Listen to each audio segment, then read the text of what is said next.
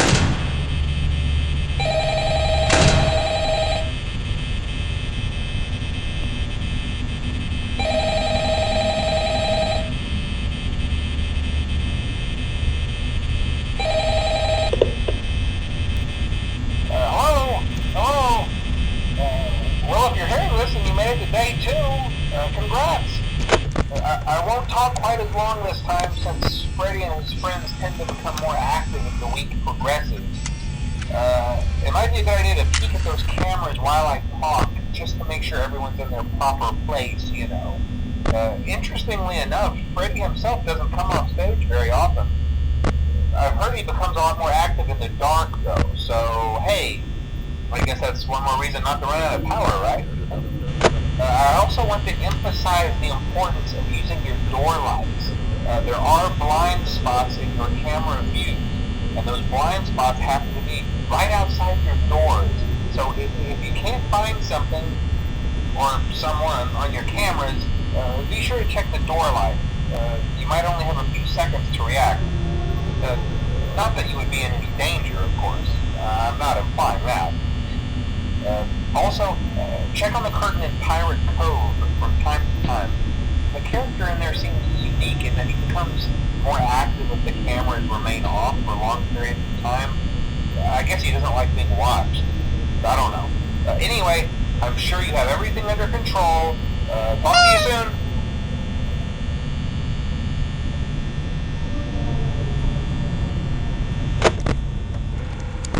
Dum-dum-dum-dum.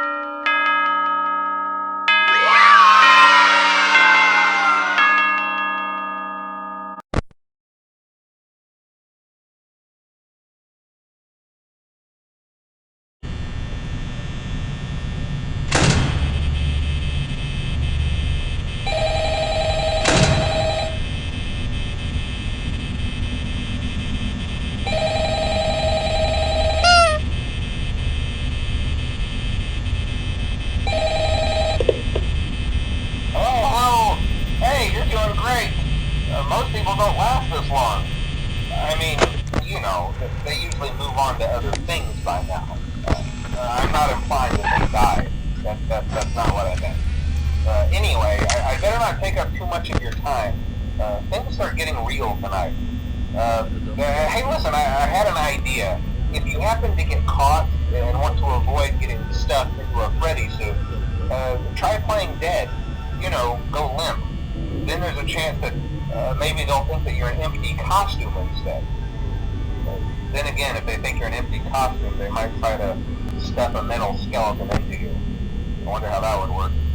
Yeah, never mind. Scratch that. It's best just not to get caught. Okay, I'll leave you to it.